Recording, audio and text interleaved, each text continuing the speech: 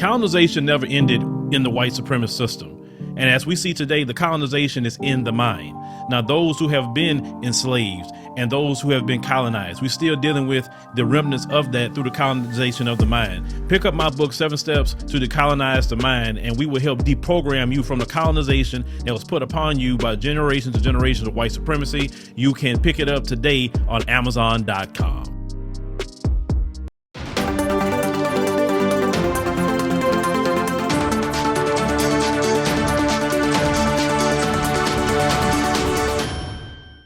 Hello fam, welcome back to the African Diaspora News channel. I am Wongel Zelalem, bringing you this report. Today's report comes from Tanzania. A man shocked people, specifically the traditional leaders, because he decided to build his own grave. And he's not sick. He doesn't know if he's going to die anytime soon, but he wanted to prepare for it. When he was asked why he did that, he said the reason is because he's the first child to his parents, and when they died 6 months apart, it was very hard for him to be able to pay for their funeral and their graves. So he promised himself he will not let his kids go through the same thing he went through.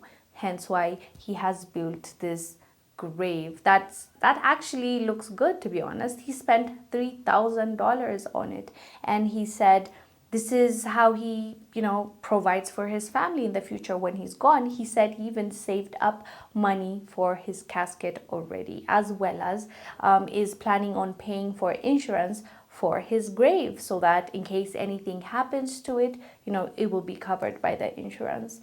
It's insane, right? It sounds crazy, but I understand where he's coming from. He just wants to protect his family, but I'm not sure why he needed to build a grave. Maybe he could have saved that $3,000 in their names or something like that, or in his own bank account, and said, when I die, this goes to them, so they can spend that money building his grave. But I'm not sure why he didn't do that, but this is what he did. And his neighbors, actually, some of them stopped coming to his house because they believed it was bad omen. They thought this is just inviting something bad to happen to them. And the traditional leaders actually told them that, you should not leave the grave open like that for a long period of time.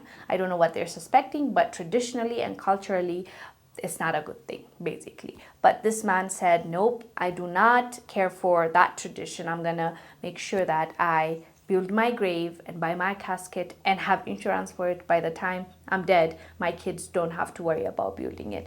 Well, his intention is good, in my opinion, because he just didn't want them to face any issue. And he knew firsthand what it felt like to not have money and your parents dying. So I totally understand that, and I think he's a good father for thinking about his kids. But what I do not get is him building the grave now, when he could have just maybe saved up for it and put it aside, and they can, just take that money and build that grave. But as I said, he already built it, and he spent quite a lot of money on it, and he's happy with it. So what can we say? Anyways, guys, tell us down below what your thoughts are about this Tanzanian man that built his grave, by the way, in his own compound in his house.